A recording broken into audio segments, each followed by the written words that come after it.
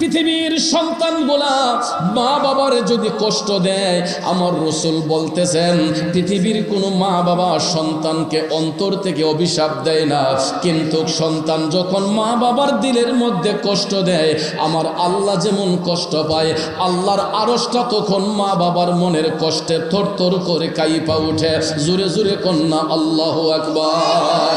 এই জন্য শায়ের লিখেছেন, আরে পৃথিবীতে মায়ের মতো আপন কেউ হবে না, পৃথিবীতে বাবার মতো আপন কেউ হবে না, তোমরা কোনো দিনও মা বাবার মনেতে কষ্ট দিও না, তোমরা কোনো দিনও মা বাবার দিলেতে আঘাত দিও না।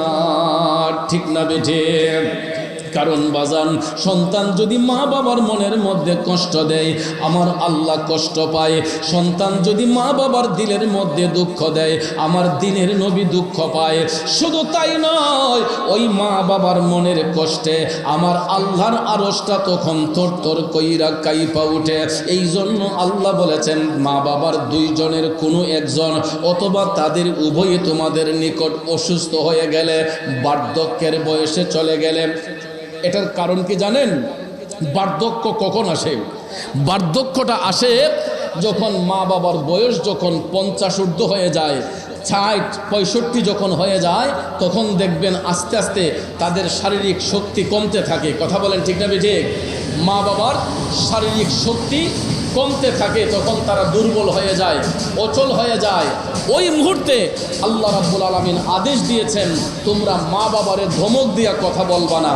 কারণ আজকে তুমি হয়তো জোয়ান, আজকে তুমি সন্তান হয়তো জোয়ান, কিন্তু একদিন তুমি যখন কচি শিশু ছিলে, মাকে জ্বালা যন্ত্রণা দিয়েছ, বাবারে কষ্ট দিয়েছ, কোনোদিন তো মা বাবা সন্তানকে ধমক দেয় নাই। আমরা বাচ্চাগুলা যে ছোট্টবেলায় মা বাবারে কষ্ট দিয়েছি, মা বাবার দিলের মধ্যে আঘাত দিয়েছে, বলেন তো আমাদের মা বাবা কি আমাদেরকে ধমক দিছে, মারামারি করছে? যদিও মুখের শাসন করছে, একটা বেদ দিয়ে বাড়ি দিয়েছে, এটা আমাদের ভবিষ্যৎ সুন্দরের জন্য। কথা বলেন ঠিক না বেঠে? কারণ মা বাবা সন্তানকে যে শাসন করে, এটা মনের কষ্টে নয় বা অন্তর থেকে অভিশাপও দেয় না, বরঞ্চ বাচ্চাকে মানুষের মতো মানুষ হওয়ার জন্য, তার ভবিষ্যৎ সুন্দর হওয়ার জন্য, এইম ইন লাইফে পৌঁছার জন্য মা বাবা সন্তানকে শাসন করে। কথা কোন ঠিক না বেঠে? কিন্তু যুবক, একটা বার ভাইবা দেখবেন, বাচ্চার গায়ে যদি জ্বর আসে, বাচ্চা যদি অসুস্থ হয়, দেখবেন মা দুঃখিনী টপ টপ করে চোখের পানি চাইরা কান্না শুরু করে দেয়, বাবার মধ্যে পেরেশানি শুরু হয়ে যায়। দেখবেন যত ব্যস্ততায় থাকুক না কেন, বাচ্চার যদি শরীর খারাপ হয়, বাবা কিন্তু বসে থাকে না। পকেটে টাকা না থাকলেও অন্যজনের কাছ থেকে টাকা ধার কইরাই না হলেও সন্তানের চিকিৎসা করে, সন্তানকে হসপিটালে ভর্তি করে। ঠিক কিনা বলেন? আর আমরা সন্তানগুলা উপযুক্ত হবার পরে, বড় হয়ে যাবার পরে অনেক সময় দেখা যায় মা বাবা অসুস্থ, মা বাবার শারীরিক কষ্ট, তখন দেখা যায় সন্তান হসপিটালে নিবে দূরের কথা, ডাক্তারের কাছে নিবে দূরের কথা, ওই মা বাবার কোনো যত্নই করে না, কোনো খেয়াল নজর করে না। কথা বলেন আছে না নাই? এমন সন্তান আছে না নাই? দেখবেন মা বাবার প্রতি কোনো যত্ন থাকে না, খেয়াল থাকে না। এই জন্য আল্লাহ বলেছে, সন্তান তোমার মা বাবা যদি অসুস্থ হয়ে যায়, তাদের দুইজনের কোনো একজন বার্ধক্যে যায়, অসুস্থ হয়, তোমরা তাদের সঙ্গে ধমকে সুরে কথা বলবা না, তাদের সঙ্গে এমন আচরণ করবা না যাতে তারা উফ শব্দটা পর্যন্ত ব্যবহার করে। কারণ সন্তান যদি মা বাবার দিলে আঘাত দিয়া এই শব্দ ব্যবহার করে, কষ্ট দিয়ে কথা বলে, তখন আল্লাহর আরশটা থরথর করে কেঁপে উঠে। জোরে কন্যা আল্লাহু আকবার। এই জন্য ভাইয়ের আমার, কবি বলেছেন, তোমরা কোনোদিনও মা বাবার দিলেতে কষ্ট দিও না, কোনোদিনও মা বাবার দিলেতে আঘাত দিও না। বন্ধুরে, কারণ যেই মা বাবারে আমরা কষ্ট দেই, একটাবার আপনি শৈশবের কথা চিন্তা করে দেখেন, আমরা বাচ্চাগুলা যখন দুনিয়ার আলো বাতাস দেখি নাই, তখনও কিন্তু মা বাবার পবিত্র বন্ধনের মাধ্যমে আমরা সন্তানগুলা প্রত্যেকেই মায়ের পেটে ছিলাম, ঠিক না বেঠিক? শৈশবেরও আগে যখন মায়ের পেটের শিশু ছিলাম, আমরা যখন মায়ের গর্ভে ছিলাম, আমাদেরকে দুনিয়ার আলো বাতাস দেখাতে যাইয়া একটা মা দিনকে দিন বলে নাই, রাতকে রাত বলে নাই। কথা বলেন, মা গর্ভে সন্তান ধারণ করে দিনকে দিন বলে নাই, রাতকে রাত বলে নাই। ওই মা পেটে সন্তান নিয়া চাহিদা মতো মুখে খাবার দেয় নাই, চাহিদা মতো একটা কাজ করতে পারে নাই। হে যুবক, শুধুই কি সেটা না, একটা সন্তানকে গর্ভে ধারণ করে মা ঠিক মতো আরাম করতে পারে নাই, অনেক সময় মায়ের খাবারের রুচি হয় নাই। শুধু তাই নয় রে বাজান, 7 মাস 8 মাস যখন পার হয়ে যায়, আপনারা লক্ষ্য করে দেখবেন অনেক মায়ের পাও ফুলে যায়, হাত ফুলে যায়, মুখ ফুলে যায়, ঠিক না বেঠিক? বাচ্চা যখন মায়ের পেটে আস্তে আস্তে বড় হয়, 7-8 মাস যখন পার হয়, তখন দেখবেন মায়ের পেটটা আস্তে আস্তে বড় হয় এবং অনেক সময় হাত পায়ে পানি এসে যায়, মুখটা ফুলে যায়। তখন অনেক মায়ের বডি ফিটনেস নষ্ট হয়ে যায়, আছে না নাই? আমাদের মতো সন্তানগুলোকে, এই কথা বলো কেন, আমাদের মতো সন্তানগুলোকে দুনিয়ার আলো বাতাস দেখাতে যাইয়া এমন মা আছে, হাত ফুলে যায়, পাও ফুলে যায়, ঠিক মতো খাবার খাইতে পারে না, সারাটা রাত বিছানার মধ্যে পাখির মতো ছটফট ছটফট করে গো। ডান করোটে গেলে সন্তান না জানি ব্যথা পায়, মা বাম করোটের মধ্যে যায়, বাম করোটে গেলে জাদুর না জানি কষ্ট হয়ে যায়।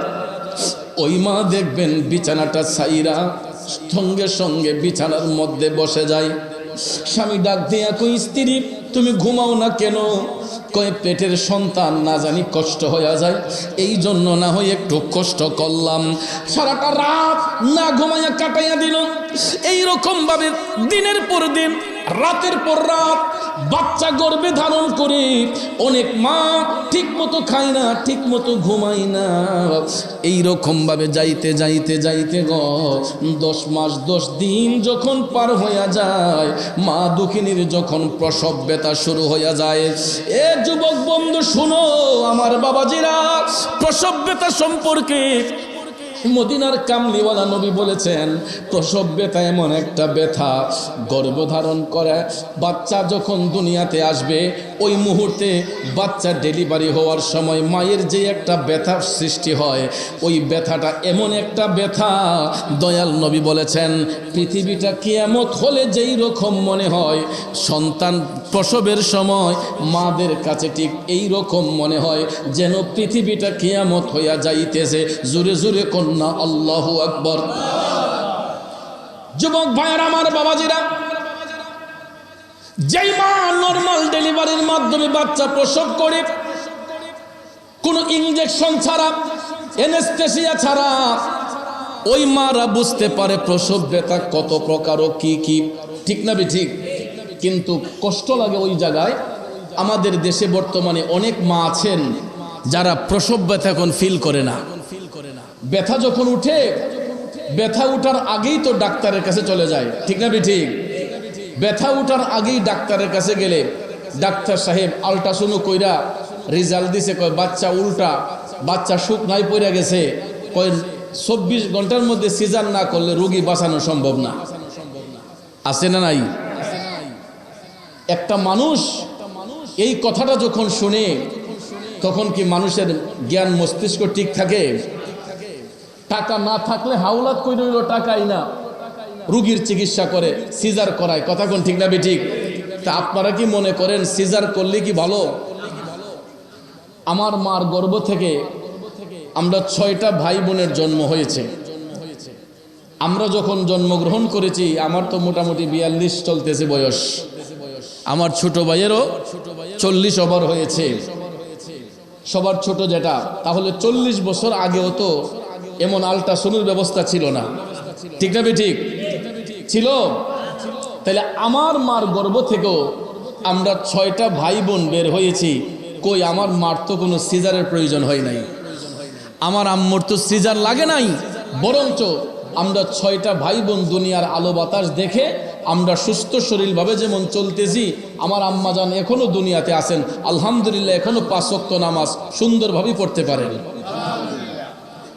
বাবাজি আমার, কুৎসা করবেন না, রাগ করবেন না। আমাদের দেশের মধ্যে চিকিৎসা সেবার নামে এখন কিছু কসাইখানা খোলা হয়েছে, ঠিক না ঠিক? চিকিৎসা সেবার নামে কিছু কসাইখানা খোলা হয়েছে। আমি ডাক্তার সাহেবদেরকে সম্মান করি, ইজ্জত করি, আপনাদের প্রতি আমার আন্তরিক শ্রদ্ধা সালাম রইল। কিন্তু ডাক্তার সাহেব, আপনিও তো কোনো না কোনো মায়ের সন্তান, আপনি জেনে শুনে কিভাবে একটা মানুষকে আপনি ধ্বংসের দিকে ঠেলে দিচ্ছেন। একটু চেষ্টা করে যদি দেখতেন নর্মাল ডেলিভারির মাধ্যমে বাচ্চাটা প্রসব করা যায় কিনা। সিজার করেন যদি বেশি ইমার্জেন্সি হয়, যদি বেশি ইমার্জেন্সি হয় যে আর কখন কুল হচ্ছেই না, তখন আপনি না পারতে সিজারটা যান, আপনারা ইউরোপ যান, আমেরিকা যান, বা আপনাদের কোনো আত্মীয় স্বজন যদি ইউরোপ আমেরিকায় থাকে, দেখবেন তারা উন্নত রাষ্ট্র এমনি হয় নাই। ওরা যে উন্নত রাষ্ট্র বলে এমনিতে হয় নাই, এরা আমাদের মতো কসাই নয়। যদি শুধু তাদের ঈমান থাকতো, এরা আমাদের আগে জান্নাতে যাইত। ইহুদি খ্রিস্টানদের যদি ঈমান থাকতো, এরা আমাদের আগে জান্নাতে যেত। কেন? এদের ডিসিপ্লিন আছে, এদের মধ্যে নিয়মতান্ত্রিক জিনিস আছে। এরা সাধারণত একটা পিঁপড়াও ইচ্ছে করে মারে না। আমরা তো কুকুর দেখলে বাড়ি মারি, ওরা কুকুরটা পর্যন্ত মারে না। কথা কোন ঠিক না ঠিক? আর এটা তো মানুষ, পৃথিবীর শ্রেষ্ঠ জাতি। ইউরোপ আমেরিকাতে আমাদের আত্মীয় স্বজন যারাই আছে, আমার আপন ভাইও আছে, জিজ্ঞেস করলাম, ওরা সিজারে বিশ্বাসী না। ওখানকার ডাক্তার সাহেবরা একটা রুগী গেলে 5-10 জন ডাক্তার সাহেব বসে একটা বোর্ড করে, তার আগে সিদ্ধান্ত নেয় কি করা যায়, রুগীটাকে কিভাবে নর্মাল ডেলিভারির মাধ্যমে বাচ্চাটাকে ভূমিষ্ঠ করা যায়, খালাসি করা যায়, এই চিন্তা ভাবনা করে। খুব নচেত তারা না পাইরা তখন তারা সিজারে আসক্ত হয়। কিন্তু আমাদের দেশের মধ্যে শতকরা 95% ডাক্তার সাহেবরা রুগী গেলেই কই শুকনাথ পড়ে গেছে, বাচ্চা শুকনাথ, বাচ্চা উল্টা, 24 জন সম্ভব হবে না। কথা কোন ঠিক না ঠিক? এরপরে দেখেন মা বোনদের কোমরের মধ্যে যে একটা এনেস্থেসিয়া দেওয়া হয়, ইনজেকশন দেওয়া হয়, এটা এমন একটা পাওয়ারফুল ইনজেকশন, অন্তত 6 মাস পর্যন্ত ওই জায়গাটা অচেতন থাকে, কোনো চেত থাকে না ইনজেকশনের পাওয়ারটা। এরপরে দেখবেন এই সিজারের মাধ্যমে বাচ্চা জন্মগ্রহণ করার পরে 40 দিন পর্যন্ত ওই মা একটা ভাতের দেখছি আলগাতে পারে না। শুধু 40 দিন নয়, দেখবেন সিজারে যারা বাচ্চা প্রসব করেছে ওই মা বোনদের, এরা বয়স কম, বাচ্চা বয়সের হলেও দেখবেন এই যুবতী মা বোনরা অল্প বয়সে সিজারে বাচ্চা প্রসব করার কারণে এরা রোগাক্রান্ত হইয়া একটা ভাতের দেখছি আলগাইতে পারে না, ভারী বোঝা একটা কাজ করতে পারে না, ঘরের ফ্লোরটা নুয়ে মুছতে পারে না, তাদের কষ্ট হয়। ঠিক না ঠিক? ভাইয়েরা আমার, বন্ধুরা আমার, রাগ করবেন না, গুসা করবেন না। বর্তমান সমাজের মধ্যে অধিকাংশ মা বোনরা প্রসব ব্যথা কি জিনিস এটা বুঝতেই পারে না। কারণ এনেস্থেসিয়া দেওয়ার কারণে, হাই পাওয়ারের ইনজেকশন দেওয়ার কারণে ওই প্রসব ব্যথাটা নির্মূল হয়ে যায়, ব্যথাটা বন্ধ হয়ে যায়। এই জন্য সিজারের মাধ্যমে যারা বাচ্চা প্রসব করে, যেই কারণে রাগ নিবেন না, গুসা নিবেন না, অধিকাংশ মা বোনরা 1-2টা বাচ্চা রাইখা এরা স্বামীর সংসার ছেড়ে চলে যায়। ঠিক না বেটে? কারণ বাচ্চার দূরত্ব বুঝে না, বাচ্চা জন্ম দেওয়াতে কত কষ্ট ওই মাটা বুঝতে পারে না। কারণ তার প্রসব ব্যথাটা সে ইনজেকশন দিয়ে নির্মূল করে ফেলেছে। সিজারের মাধ্যমে বাচ্চা প্রসব হয়েছে, কত কষ্টে যে বাচ্চাটা এসেছে এটা পর্যন্ত ওই মারা টের পায় না। এই জন্য সিজারে বাচ্চা প্রবেশ করার কারণে অধিকাংশ মা বোনরা বাচ্চাদের প্রতি সুনজর থাকে না। 1-2টা বাচ্চা রেখে দেখবেন স্বামীর সাথে ঝগড়া করে অন্যত্র চলে যায়, আছে না নাই?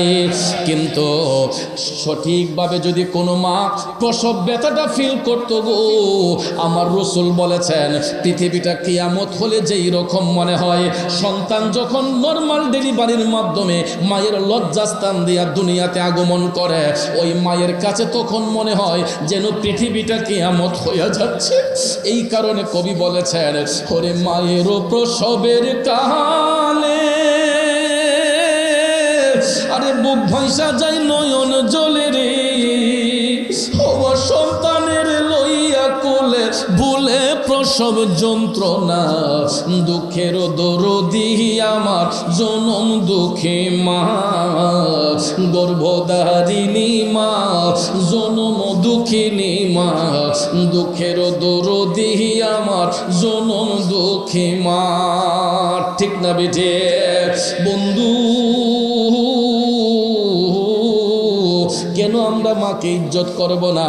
কেন আমরা মাকে সম্মান করব না? প্রসব ব্যথার সময় মার কাছে মনে হয়েছে যেন পৃথিবীটা কিয়ামত হইয়া যায়। এরপরে শুধু তাই নয়, অনেক সময় সন্তানকে দুনিয়ার আলো বাতাস দেখাতে যাইয়া অনেক মায়ের মৃত্যু হইয়া যায়। ঠিক না বেঠে? মৃত্যুর সাথে পাঞ্জা লড়ে মা সন্তানকে দুনিয়ার আলো বাতাস দেখাতে যাইয়া, এরপরে আমরা দুনিয়াতে আসার সময় মার কলিজার মধ্যে যেই দুইটা আঘাত করিব, এই আঘাতগুলা এত কষ্টকর আঘাত, মায়ের কাছে মনে হয় পৃথিবীটা কিয়ামত হইয়া যাইতেছে। এত কষ্ট দেওয়ার পরেও বাচ্চাটা যখন দুনিয়ার মধ্যে ভূমিষ্ঠ হয়, তখন দেখবেন সর্বপ্রথম দাইমা অথবা নার্স ওই বাচ্চাটাকে শুকনা টাওয়াল দিয়ে পেছাইয়া আগে কিন্তু মার কোলে আইনা দেয়। অন্য কাউকে দেখাবার আগে নার্স এবং দাইমা বাচ্চারে আগে মার কাছে নিয়ে কয়, এই যে আপনার সোনামণি, এই যে আপনার বাচ্চা। ভাইয়ের আমার, বন্ধুর আমার, কিন্তু সিজারে বাচ্চা প্রসব করলে তো অনেক মারা ওই মুহূর্তে বাচ্চার মুখটাও দেখতে পারে না। কথা কোন ঠিক না বেঠিক? সে অজ্ঞান হয়ে থাকে, সেন্স হারা হয়ে থাকে। আর নর্মাল ডেলিভারির মাধ্যমে যদিও কষ্টের সহিত বাচ্চাটা দুনিয়াতে ভূমিষ্ঠ হয়, হওয়ার সাথে সাথেই আল্লাহ রাব্বুল আলামিন আবার মা বোনদেরকে ধৈর্য ধরার শক্তিও দিয়েছেন। ঠিক না বেঠিক? এই ব্যথা নির্মূলের শক্তি আল্লাহ দিয়েছেন। এই জন্য ভাইয়ের আমার, বন্ধুরা আমার, আল্লাহ রাব্বুল আলামিন তো মায়ের লজ্জাস্থান দিয়েছেনই, বাচ্চা দুনিয়াতে আসবে। কথা কোন ঠিক না বেঠিক? ওই বাচ্চার হায়াত রিজিকের ফয়সালা করবেন কে? জোরে কোন করবেন কে? বন্ধুরা আমার, বাবাজিরা, এই জন্য আমরা চেষ্টা করব আমাদের মা বোনদেরকে এইরকম পরামর্শ দেব যাতে না পাইরা সিজার যাতে যতটুকু না করা যায়, নর্মাল ডেলিভারির মাধ্যমে একটু কষ্টের সহিত যদি ওই মাটা বাচ্চাটাকে প্রসব করায়, তাইলে বাজার আমার, বন্ধুরা আমার, ওই মা বাচ্চার প্রতি দরদ থাকবে। বাচ্চা জন্ম দেওয়া যে কত কষ্ট একজন মা বুঝতে পারবে। এই জন্য বাজান রে, দেখবেন আমরা সন্তানগুলা যখন চোখের আড়াল হয়ে যায় মার কাছ থেকে যখন অন্যত্র যাই, দেখবেন যেই মা কোলে পিঠে করে বাচ্চাটাকে মানুষ করেছে, ওই মাটা দেখবেন পাগলিনীর মতো হয়ে যায়। ঠিক না বেঠিক? অন্যের মার কথা কি বলবো? আমিও যখন মাহফিলে যাই, কোথাও যাই, আমি দেখি রাত 12টা 1টা হলে বা আকাশে যখন বিদ্যুৎ চমকায়, যখন ঝড় তুফানের আশঙ্কা হয়, আমার আম্মা ঠাস করে আমার মোবাইলে ফোন মারে, অপুত কই আসো, আকাশ দি ভালো না, মেঘাচ্ছন্ন, পুত্রে রাস্তা কাছে থাকলে তাড়াতাড়ি একটা দোকানের পাশে যাও, একটা ঘরের ভিতর যাও। কারণ চিন্তা করে মা যে আমার ছেলেরা যদি বাহিরে থাকে, ঝড় তুফানের কবলে পইরা দুর্ঘটনা তো ঘটতে পারে। কথা কোন ঠিক না বেঠিক? এই জন্য ভাইয়ের আমার, একজন মা তার জাদু যদি মার চোখের আড়ালে থাকে, মার চোখের আড়াল থেকে অন্যত্র থাকে, ওই মাটা পাগলিনীর মতো হয়ে যায়। শুধু আমার মা নয়, সমাজের প্রত্যেকটা সন্তানের মা। তাইলে আমাদের মা যদি আমাদের জন্য এত পরিশ্রম করে, এত কষ্ট করে, এত ত্যাগ স্বীকার করে, আমরা মার সঙ্গে সদ্ব্যবহার করব না দুর্ব্যবহার করব?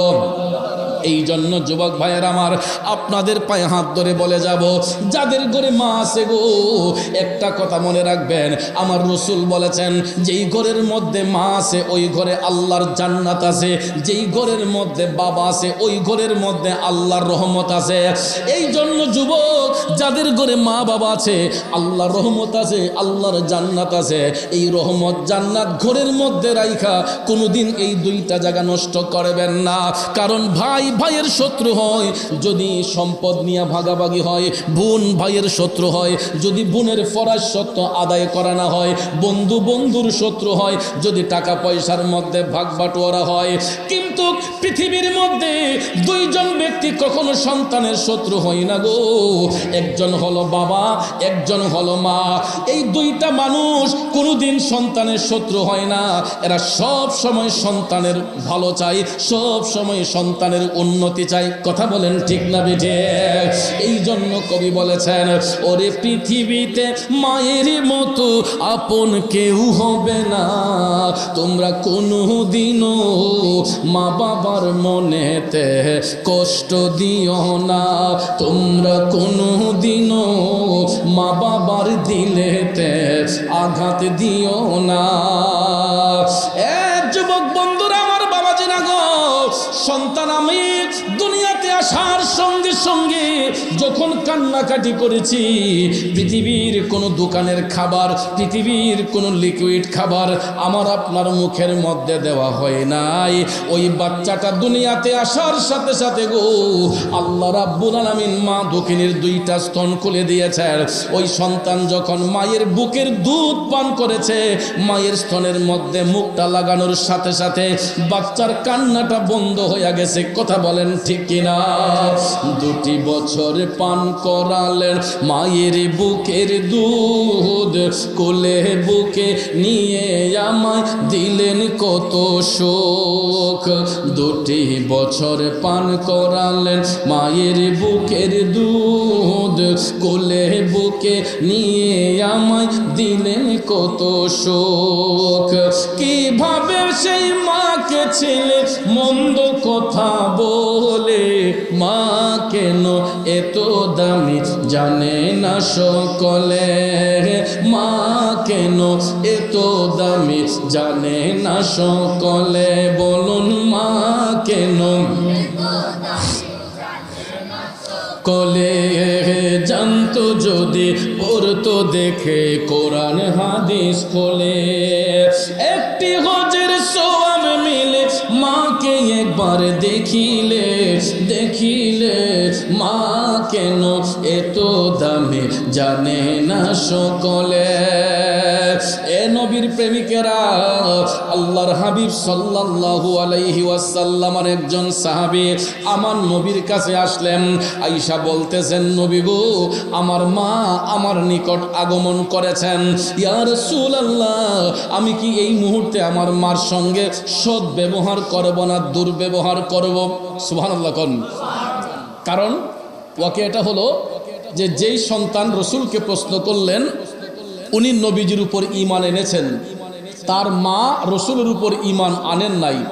অর্থাৎ মা হচ্ছেন মুশরিক আর ছেলে হচ্ছে নবীর দিনে এসেছে।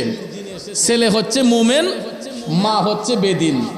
ছেলে হচ্ছে সত্য দিনে এসেছে মুসলমান, আর তার মা বেদিন মুশরিক।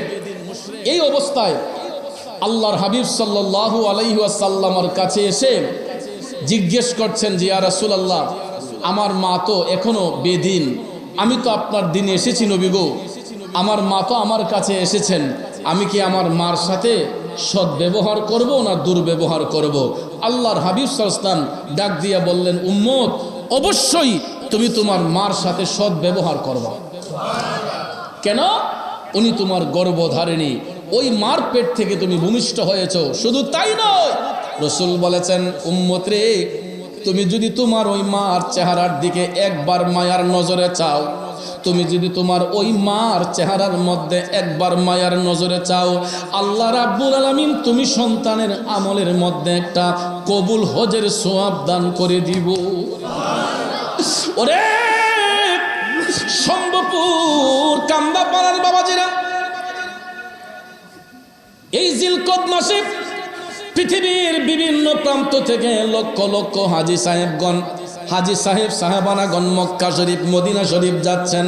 আমাদের বাংলাদেশ থেকেও হাজার হাজার হাজী সাহেবরা ইতিমধ্যে চলে গেছেন, ঠিক না ঠিক? প্রতি বছর আমাদের দেশ থেকেও লক্ষ লক্ষ মানুষ মক্কা শরীফ মদিনা শরীফ যান। কেউ উমরা করতে যান, কেউ বড় হজ করতে যান। কথা কোন ঠিক কিনা? আপনারা বলেন, মিনিমাম উমরা করতে হলেও এখন 1.5-2 লাখ টাকা লাগে।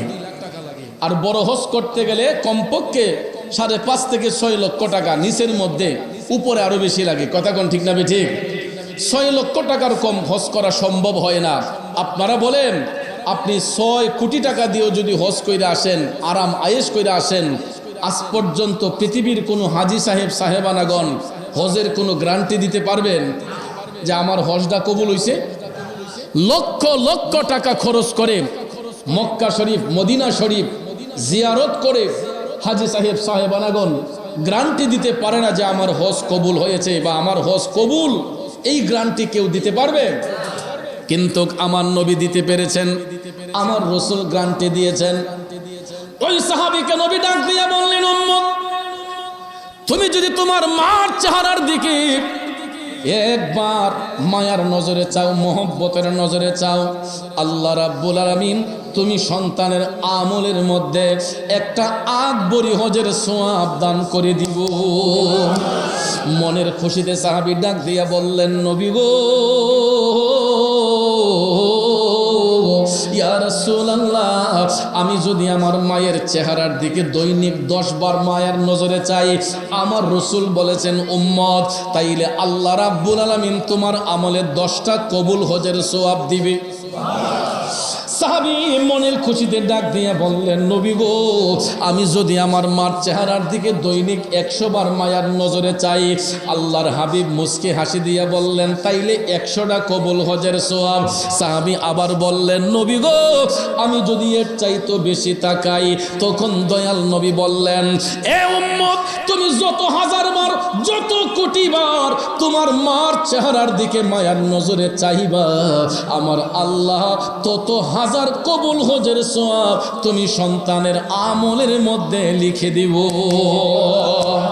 এই জন্য কবি বলছেন, আরে মা ডাকটি কত মধুর জানে যে সবাই, মায়ের একটু আদরেতে কি যে শান্তি পাই রে, কি যে শান্তি পাই।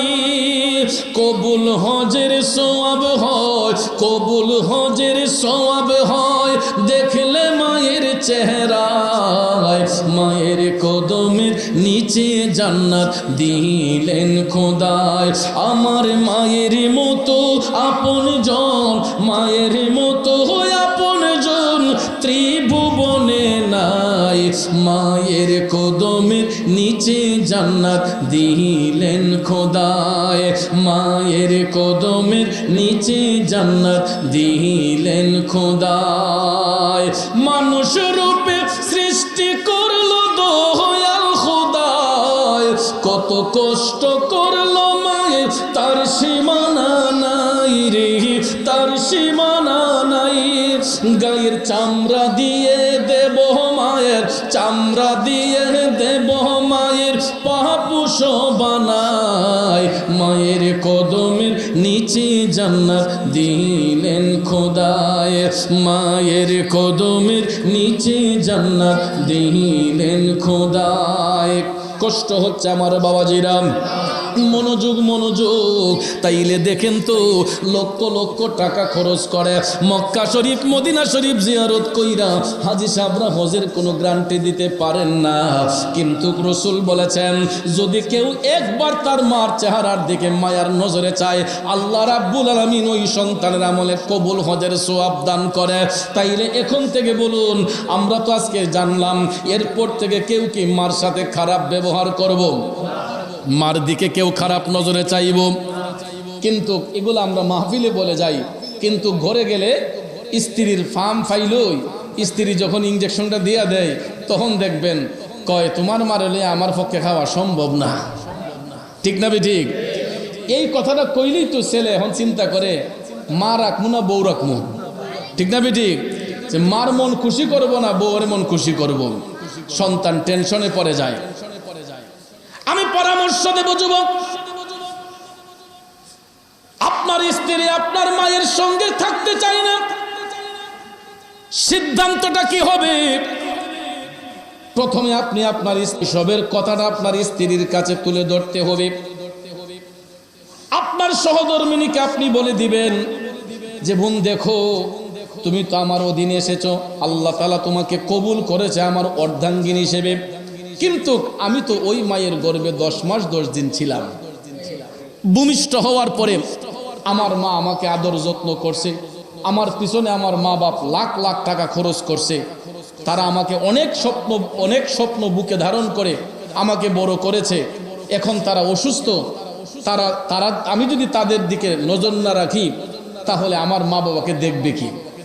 এরকম ভাবে বুঝাবেন আপনার স্ত্রীকে, আপনার অতীতের কথাগুলো আপনার স্ত্রীকে বলবেন। একটা পরিবারে একজন বাবা কত কষ্ট করে 2টা 3টা সন্তান রে লালন পালন কইরা তাদের পড়াশোনার খরচ যোগাইয়া একটা ফ্যামিলিকে কতটুক সুন্দর করে একজন মা বাবা গুছাইয়া নিছে। এরপরে দেখা যায় হঠাৎ করে ম্যাডাম আইসে ওই ঘরের মধ্যে আইসা দেখা যায় 3 ভাই 3 সংসারে গেছে।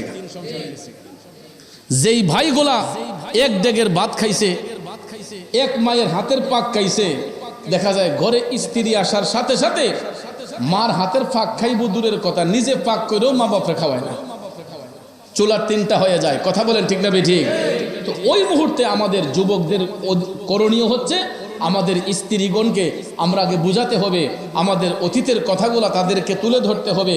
এরপরেও যদি না বুঝে তখন তাকে চোখের শাসন করবেন, বেতের শাসন নয়, চোখের শাসন করবেন। চোখের শাসনও যদি দেখা যায় সে বিয়াদবি করে, রসুল বলেছেন 3 বার তাকে বুঝাইবা, চোখের শাসন করবা। 3 বারের পর যদি সে না বুঝে তখন তার বিছানা আলাদা করে দাও। কি করে দাও? তাকে শাস্তি হিসেবে স্বামী কি করবে? স্ত্রীর সঙ্গে বিছানা আলাদা রাখবে, যে তার শিক্ষার জন্য, যে আমার স্বামী রাগ করেছে, তার মা বাবার সাথে আমি খারাপ আচরণ করতেছি, আমার স্বামীর মনে কষ্ট হয়েছে, এই জন্য রসুল বলেছেন তোমরা বিছানাটা পৃথক রাখো।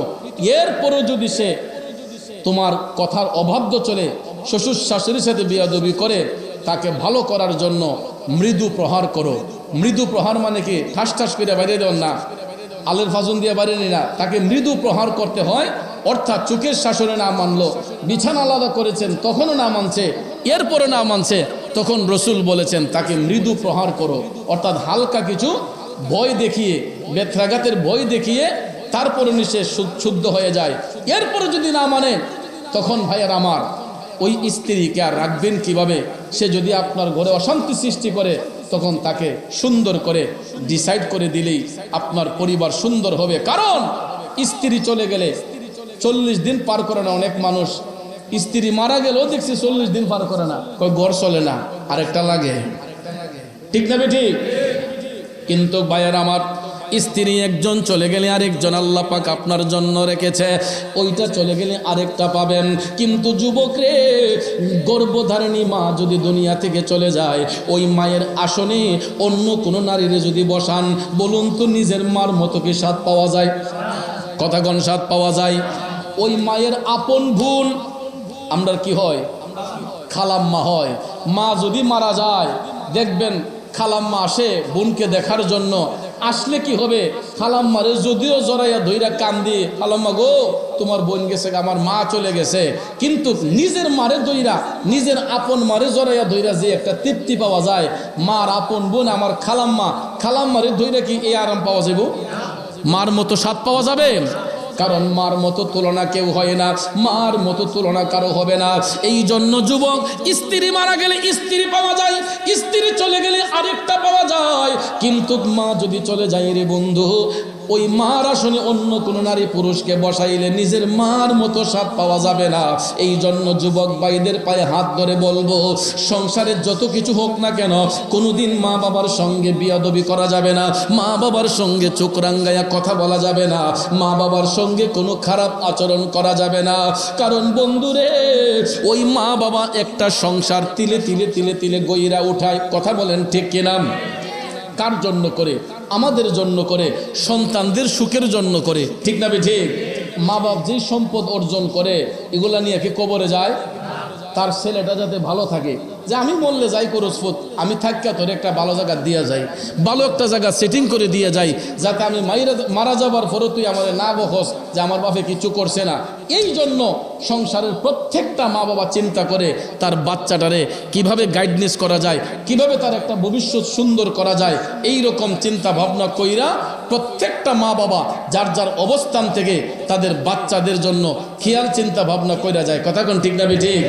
এখানে আমি একটা কথা আপনাদেরকে বলবো, ওই বাচ্চার ভবিষ্যৎ সুন্দর করবেন ভালো কথা, আপনি ঘাম জড়িয়ে করেন, হালাল পথে ইনকাম করেন, হালাল সম্পদ রাইখা যান, কিন্তু বাচ্চার জন্য আপনি হারাম সম্পদ রাইখা যাবেন, সুদের টাকা ঘুষের টাকা রাইখা যাবেন।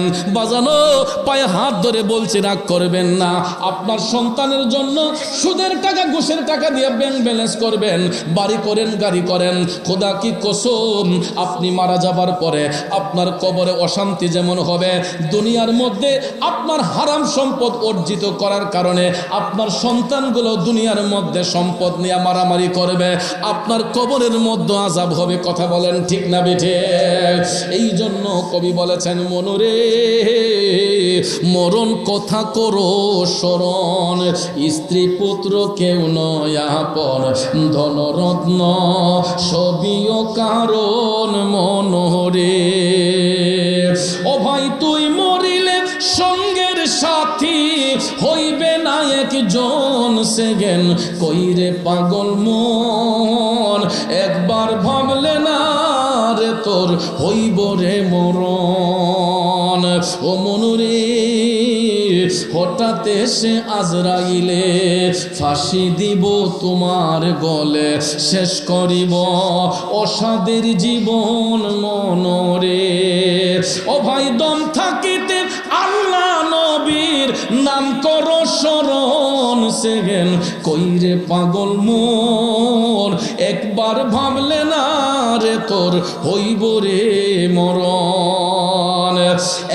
নবীর প্রেমিকেরা, মৃত্যুর ডাক কখন কার কাছে আসে এর নির্দিষ্ট কোনো গ্যারান্টি দেওয়া যাবে না। এই জন্য বাজান, দুনিয়া ছেড়ে যাবার আগে অন্তত নিজের ঈমান আমলটাকে শুদ্ধ রাখবেন, নিজের ঈমান আমলটাকে শুদ্ধ রাখতে হবে। কারণ আমি মারা যাবার পরে আমার সন্তান আমার কবরে আপন হবে না, আমি মারা যাবার পরে আমার ধন সম্পদ কবরে যাবে না, আমি মারা যাবার পরে দুনিয়ার কোনো সম্পদ আমার কবরে যাবে না, আমার কবরে শুধু যাবে নেক আমল এবং আমাদের ঈমান। ঠিক না বেঠিক? ঈমান এবং নেক আমল, এই দুইটা জিনিস আমাদের কবরে সম্বল হবে। যদি ঈমানদার হই তাহলে কবরের মধ্যে আরাম হবে, যদি বেঈমান মুনাফিক হই কবরের মধ্যে শাস্তি হবে। এই জন্য আপনাদের পায়ে হাত রেখে বলে যাব যে হারাম সম্পদ অর্জন করার জন্য হারাম পথে কখনো পা বাড়াবো না। প্রয়োজন হলে 3 বেলা না খাইয়া 1 বেলা খাইব, এরপরে যাতে আমাদের খাবারটা হালাল পথে আসে। ঠিক না ঠিক? আপনার ঘরে যখন হালাল রুজি আসবে, আপনার ঘরে যখন হালাল ইনকাম আসবে, তখন দেখবেন ওই খাবারের মধ্যে একটা তৃপ্তি আসে।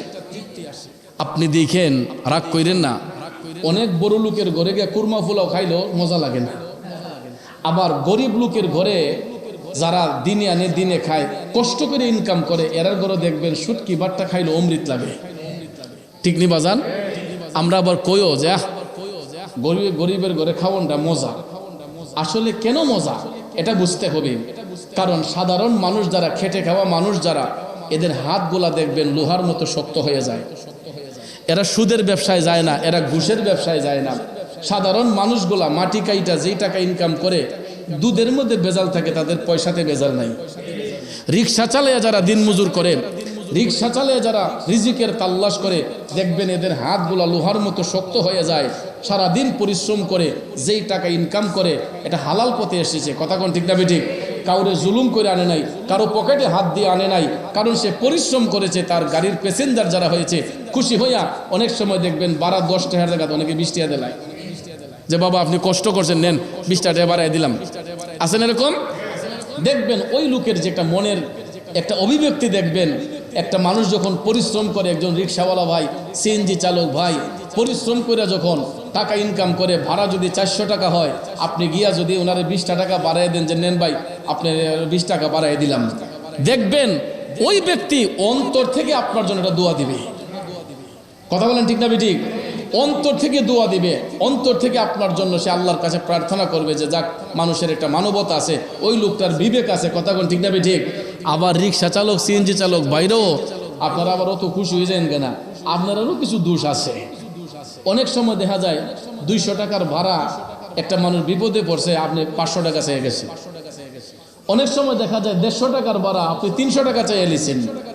এটার দ্বারাতে কিন্তু একজন মানুষের প্রতি জুলুম করা হয়। হ্যাঁ, আপনি বলতে পারেন যে ভাই আজকে তো বৃষ্টির দিন, আমার ভাড়া 20 টাকা, কিন্তু বৃষ্টির দিন ভাই আমার একটু কষ্ট হইব, আমার আরো 10 টাকা বাড়াইয়ে দিন, 20 টাকা বাড়াইয়ে দিন। এরকম কম্প্রোমাইজের মাধ্যমে, সৌহার্দ্যের মাধ্যমে যদি ইনকামিং সোর্সটা হয়, তাহলে ক্রেতা এবং বিক্রেতা উভয়ের মধ্যে যখন ভালোবাসা থাকে, তখন দেখবেন ওইটাতে আর কোনো কষ্টের কোনো বিষয় থাকে না। আমার কথায় কি আপনার অসুবিধা হচ্ছে বুঝতে? তাই আমি যেই কথাটা বোঝাতে যাচ্ছি, বাজান, হালাল পথে ইনকাম করবেন, 3 বেলা না খায়া দরকার হয় 1 বেলা খাবো, এরপরে যাতে আমার খাবারটা যাতে হালাল পথে আসে, তাইলে দেখবেন সংসার সুন্দর হবে, পরিবারে শান্তি আসবে, বাচ্চাগুলোর মধ্যে মানবতাবোধ সৃষ্টি হবে। আর হারামের মধ্যে আরাম নাই তো বাজান, কথা কোন ঠিক না? হারামের মধ্যে কোনো আরাম আছে? আপনি হারাম খাইতেছেন, দেখবেন আপনার ছেলে একটা নেশাকুর হয়ে গেছে, ফেন্সিকুর হয়ে গেছে। আপনি সুদের ব্যবসা করতেছেন, ঘুষের ব্যবসা করতেছেন, দেখবেন আপনার ছেলে একটা প্রতিবন্ধী হয়ে গেছে। এরকম আছে না? এই জন্য একভাবে না একভাবে আল্লাহ রাব্বুল আলামিন আমাদেরকে ক্ষতির দিকে ধাবিত করে দেয় যদি আমরা হারাম পথে চলাফেরা করি। এই জন্য বাজান, পায়ে হাত ধরে বলে যাব, 3 বেলা না খাইয়া প্রয়োজন হলে 1 বেলা খাবো, এরপরে যাতে আমাদের রিজিকটা হালাল পথে আসে। হালাল পথে রিজিকের তাল্লাশ কইরা দুনিয়া ছেড়ে চলে যাবার পরেও দেখবেন দুনিয়ার মানুষগুলা ওই ব্যক্তির জন্য আফসোস করবে, দুনিয়ার মানুষগুলা ওই ব্যক্তির জন্য আফসোস করবে। এই জন্য আমি এবার বড় কামদার বাবাজিদেরকে বলবো, মা বাবা যাদের ঘরের মধ্যে আছে, কোনোদিন ওই মা বাবাকে প্রেসার হিট করবেন না। অনেক সময় দেখবেন টাকার জন্য বাবারে প্রেসার দেয়, মারে প্রেসার দেয়।